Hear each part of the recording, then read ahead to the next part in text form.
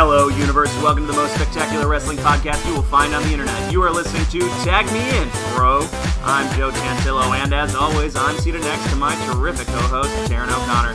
Say hi to the people, Taryn. Hi to the people, Taryn. If you're new to the show, the format is simple. Each week, we discuss all the magnificent moments, turbulent times, and stunning surprises that professional wrestling has to offer.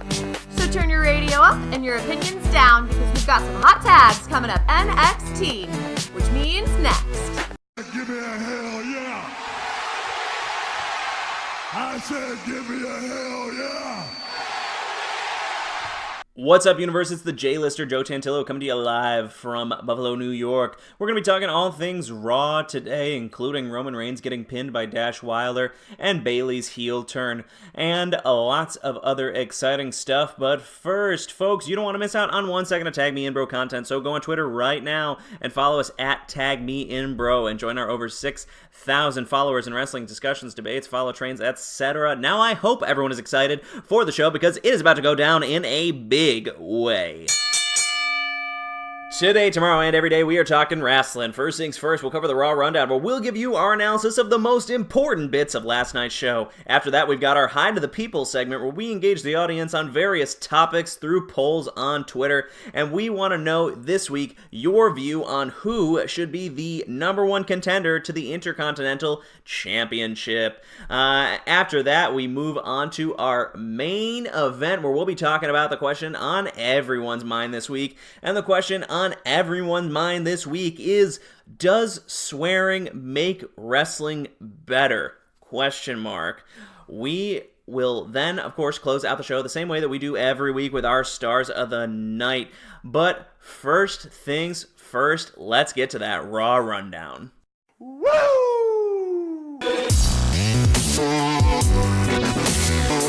Here are the only 5 things you need to know about Monday Night Raw this week. Revival wins big is number 5. Number 4 is Lashley versus Reigns a-brewing. Number 3 is Not So Extreme Rules. Number 2 is Evil Bayley, question mark. And number 1 is Even When It's Seth, It's Roman.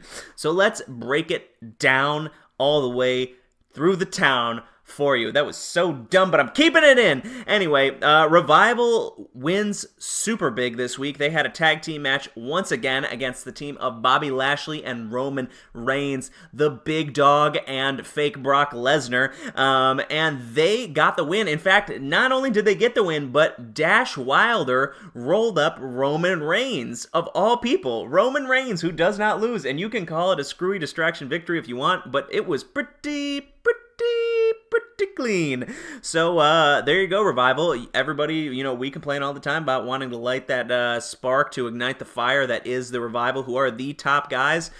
This is a good one. Hopefully they'll be on to bigger and better things before too long. And that brings us to number 4, Lashley versus Reigns. They're obviously building towards this feud. I'm actually really interested in it. Roman has been on fire with his promos. Bobby Lashley seems more relevant when he's in a higher level feud, and he actually seems like he can kick the shit out of Roman. I actually don't even believe that Roman can beat Bobby Lashley. If it were a real fight, he certainly couldn't.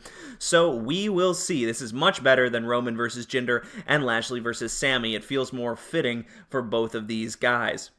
Number 3, Not So Extreme Rules, the number 1 contender matchup that was yet to be decided in terms of stipulation or people, has been canceled for Extreme Rules, citing that Brock just doesn't feel like it and no opponent is worthy. Now, we gotta be honest with you here, folks. We don't know if this is a storyline or if there's real disputes with Brock's contract or something, but don't believe anything you read. It could very well all just be storyline to generate heat for Brock, but I gotta say, what is the point? There is no purpose here. We already hate Brock. We were already for Roman to win, and he lost a bunch of times, and now it's like, is it to build Roman up again? Because honestly, who cares? This storyline sucks. The Universal title is dead. I don't care about it. Brock Lesnar can stay out TV forever and keep the title with him for all I care. Just have no title, or have the IC belt be the top thing, or have the WWE champion go back and forth to each show. We don't care about you, Brock Lesnar. You are boring.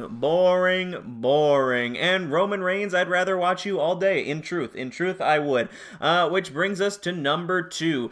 Evil Bayley? Question Bayley apparently has turned heel, but maybe not. She may have just turned on Sasha and become an ass-kicking babyface. Either way, it seems to be the spark that her character needed for the time being. I gotta say, Sasha is still one of the least likable faces in the WWE. She doesn't work as a face. If they were gonna do a full heel turn, it should have been her. I know a lot of people wanted Bayley, but Sasha just, she doesn't have it, and she's such a good heel. So we'll see where this goes. We'll see what Bayley can do.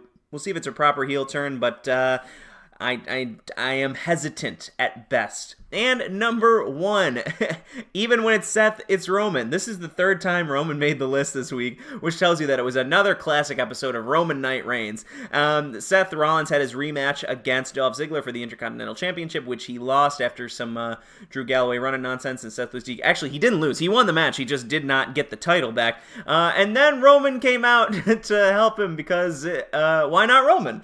Why not Roman? Everybody except Roman is in the ring, and everybody else is around. The opposite of what Bray Wyatt said. Everyone but Roman, it's still Roman. Or something. I don't know. It was an alright episode of Raw. It was really similar to the episode from last week. Some bits were entertaining, some bits were not. So, pretty standard professional wrestling show in that case. But let us know what you thought on social media. And speaking of social media, it's time to say... Hi to the people.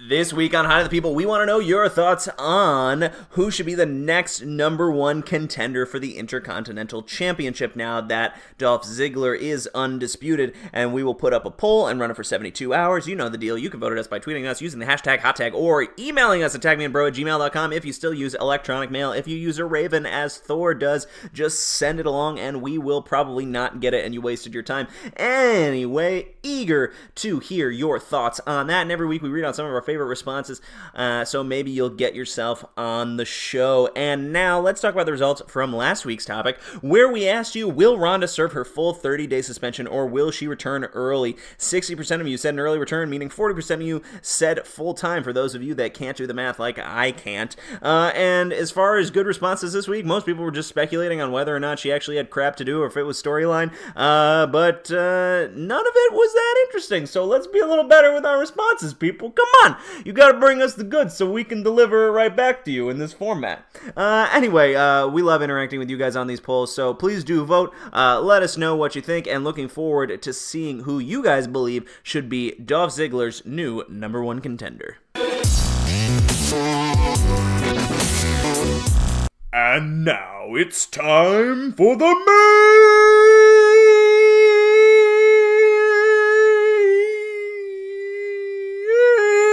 event.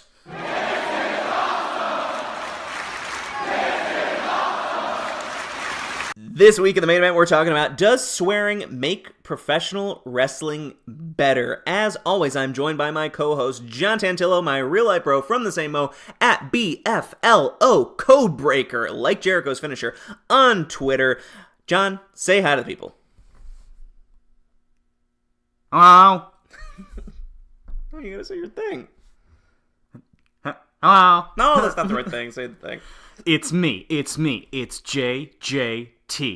Leaving it all in. Minimal edits this week. Oh, I expect nothing less than all of that making it in. So let's talk about it. A lot of people are always like, oh, the Attitude Era is better because they used to say swears and stuff. We say swears on our show because we like swears. So here's the question, John. The swears make it any fucking good or not?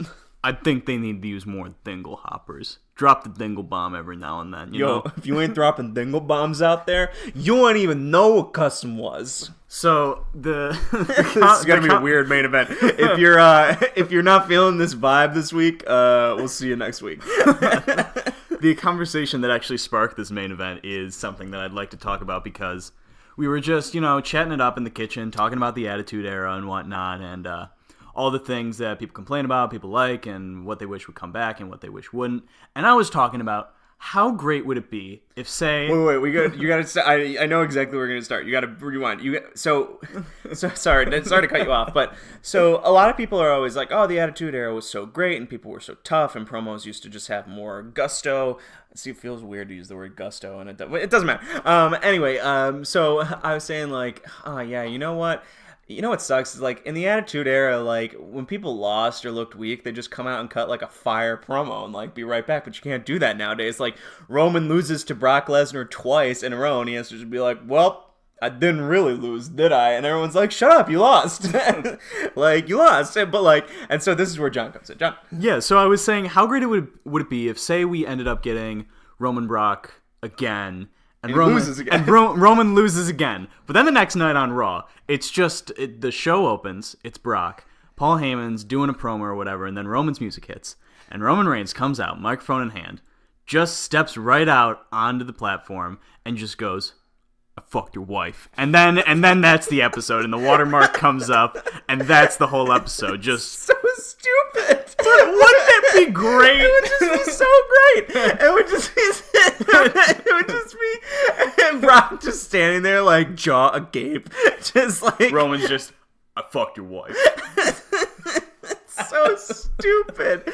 Oh, but it would be, you know what? In that case, swearing would make wrestling better. Yeah, I mean, I don't think like week to week it would be especially like significantly higher quality, but it would lead to much more fun moments like that. It would really be able to up the intensity of a lot of promos, like the John Cena Roman Reigns feud. They swore at each other like back and forth a little bit. Here's the thing. WWE has made it such that the word bitch and ass are not swear words. They get away with saying it on TV PG like once an episode in WrestleMania season. We gotta, while we're here, we gotta talk about that whole Bayley segment from. Oh my god, yes, this was. This was completely unrelated. We picked the topic before even thinking about this. But. Yeah. So apparently Bayley, when she was turned on Sasha and was beating her up, like looked at Sasha and said, "You ain't shit." Or like people have said she did. I didn't hear it when I was watching it live. I saw the video. It did happen. But I love the idea of Bayley. And now there's that T-shirt going around with the same Bayley fucking hugging guy, but he's like thugging it with his sunglasses. It just says "You ain't shit," which if that became Bayley's new catchphrase, I'm fully on board for heel Bayley. That would be so great. But that again, in a case where if she did actually say it, like kind of works, right? Yeah. But generally speaking, I actually think that you don't need swearing at all in wrestling. Oh, you don't. You definitely don't need it. But no, I think WWE TV PG has proven that. I think they take it too far. I think they take the TV PG too far. Like, you can have a good promo that's scathing, but that doesn't need actual curse words. If you need an example, go back and watch the New Day versus Usos rap battle. Yeah, that was great. It was scathing. It was adult themed. Like, it was perfect. But like then you get like Vince stuff like the Suffer and Succotash or the Tater Tots promo, which is like you actually wrote this for like 5-year-old kids, which it doesn't need to be. Like TV PG doesn't mean like talk to me like I'm in kindergarten and I'm just learning how to read. 1 fish, 2 fish, red fish, go fuck your wife. Oh god, we're just becoming like, did you know that it's a statistic that like 80% of time on like NFL, like those NFL talk shows at like halftime, like 80% of it's just them laughing at their own jokes. That's gonna be us. It's fine. It's fine. We're having fun. You should be having fun in your car on your way to work or coming home from work or sitting in your house eating pizza, hopefully lying down, because that's the best way to eat pizza. You know it. I know it. Zack Ryder knows it. Why do you think he ain't on TV? Because he's eating fucking pizza lying down in his underpants with his Funkos. Speaking of, where is Zack Ryder? He's laying down eating pizza in his underpants with his Funkos. Is he injured? Is he fired? Like I don't know. He ain't done nothing. Remember that time Mojo Rawley won the Andre the Giant Battle Royal? This is Runaway Train. It doesn't matter.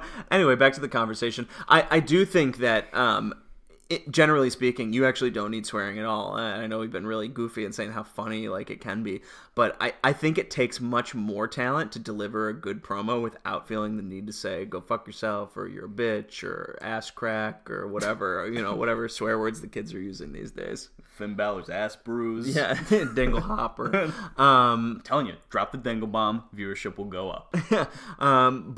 But in truth, it's just like in any good, political debate or academic essay, you don't need to dip into foul language to convey an intelligent point. Yeah. I mean, you could, like, why doesn't it, like, you can go out there and, like, imagine if Tommaso Ciampa, and he's really good at it, so he's a bad example because he's already good at it, but imagine if he went out and he just dropped a promo on Johnny Gargano and he was like, all your fears and anxieties about being undersized and not succeeding in the main event will come true. You'll never be the WWE champion, no matter how hard you work or how hard these people love you.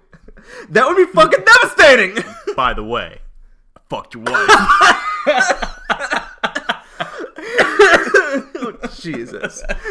This was a good episode. This is a good patting ourselves on the back over We here. are talented individuals. But for real, like if they played on each other's real fears, like they do sometimes, like when John Cena versus Roman John stuff. Cena Roman feud. Yeah, which was perfect when he was like, "Yeah, John Cena, you don't ever show up, and that's all we ever say about you." And then Cena he was like, everyone hates you. Your friends lie to you about liking you, and the universe despises you for what you are. they were like, "It doesn't matter how often you win or how strong or handsome you are, you will never be loved by any fans. Even the fans who like you now will grow up only to despise you and despise themselves for ever liking you." And He's like, was at least I show up. and then John Cena's like, "Yeah, but you show up and fail the drug test." Boom. And it's like, Jesus. That's way, like, John Cena could have come out and said, "I fucked your wife," and it wouldn't have been as devastating as what he actually said. Like, it was way harsher. But then you get other promos that are just like Bayley, This Is Your Life, where she's like, "This is your fake 4th grade teacher. Nobody liked you in school." We're like, "What do you fuck, Fugazi? Don't come at me with that kind of language. That disrespects me." Just why? So it's still returning to the central theme here. There's a theme? Yeah, there's always a theme. The theme this week is crackers. Crackers and sausage. Go buy some. It's delicious. It's sponsored by Crackers and Sausage. All of them. Every single one. Sponsored by every Crackers and Sausage Company, Inc. That'll be our first t-shirt. But the point being is that, truthfully, I am not upset that they don't have more swearing, and I really don't think they need it. Like, basically, they only know how to use it in the way that we do, where it's like cracking an extra joke on the end. Yeah, I mean, they tend to only do it around major shows. Like, they really do it a lot in the build to WrestleMania, because it does, in a sense, bring an extra element to promos. But like you said, it's far from needed. But sometimes it doesn't work. Like when Paul Heyman was like, "The Universal title is Brock's bitch, and he carries it around." Like, that totally backfired. Yeah, I also don't think that Paul Heyman is, like, the type of person to swear frequently. Yeah.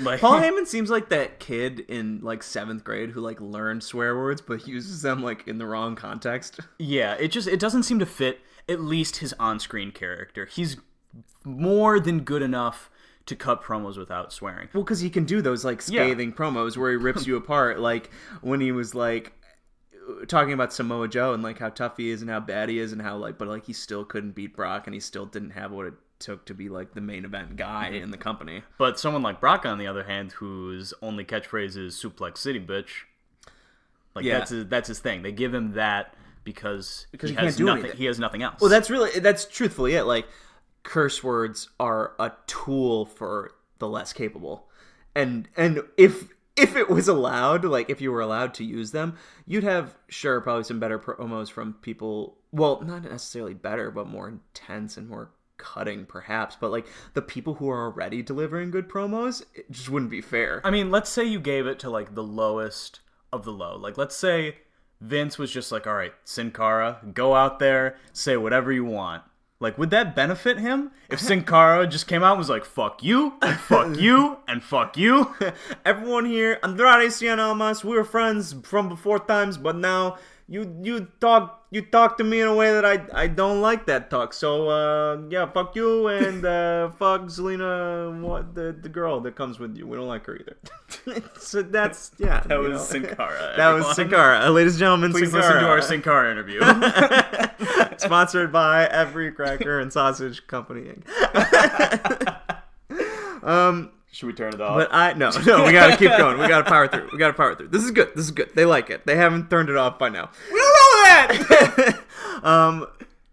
back to what we were saying. I mean, making an argument for the contrary for more profane language, like obviously other promotions do it. Like the majority of promotions do allow it, and it works really well, and a lot of people like it more.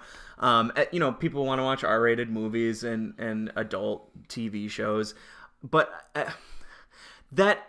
I think it comes down to preference, and it's not that I also don't watch those things, but I think there's a huge difference between saying like I'd rather watch this and objectively being able to say whether or not it's better. Like I don't think Game of Thrones is necessarily a better TV show because they use more curse words. Yeah, or like, it is a good show because it has good writing and compelling characters and all of the things along those sorts of lines, not because it uses more curse words. Yeah, and if every single wrestler cut great promos every week, we wouldn't even be talking about it. Yeah. But it's because the promos aren't of the highest caliber in terms of writing quality that people are like, man, I wish they would just let them swear or like say more like filthy things or blah, blah, blah. And, yeah, sure, some characters could never come to WWE, like Joey Ryan. It wouldn't work, but that's, that has more to do with the overall theme of his character. He's Discount Val Venus. Yeah. And Magnum PI smashed together. God, wrestling's weird, isn't it? Wrestling is super weird. Like, sometimes a demon wizard wrestles a man beast incarnate. Sometimes. Not very often. Like, wait, let's what's a weird way? A small hairy man from Seattle teamed with a demon who's been killed by his brother in a match this week. Yeah, pretty much. Wrestling is weird. 1910 times was weird. That was for you John Thron fans. Can't say that. You can't say we don't own that. This guy's phrase. I get it. I don't get it. All right, and now that we're just copying other people, let's wrap up the discussion for a week. That was a great main event. I certainly laughed. Hopefully you guys did too, or maybe you hated our nonsense. I don't know. Tweet at us. Tweet at us. Let us know. We love it. We lap it up like a lap dog. That's right? It's very late. Yes. No more recording after 7 p.m. Oh my goodness. Anyway, that was a terrific discussion. Thank you for joining me, John.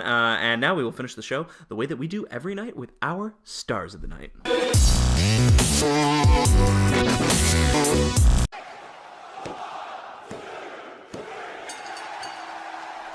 Here are our Stars of the Night for Monday Night Raw, June 25th, 2018 edition. You just made the list! Number 3, The Revival. They picked up a signature win by putting down Roman Reigns and defeating the team of Lashley and Reigns. It's a big win for them, getting them back on the right track towards tag team supremacy once again. Number 2 was Braun Strowman and Kevin Owens for their hilarious antics involving flipping Kevin's car and being scary and being friends but then not friends and shaking hands. I don't know, it was great. They're great. They're great together. Great. How many times can I say great in one sentence? And that being said, the number 1 star of the week was Bayley, because you ain't shit, Sasha Banks, and it was awesome. Even though I don't want Bayley to be a heel, it was still, a nice little moment. Anyway, Bayley, you deserve it.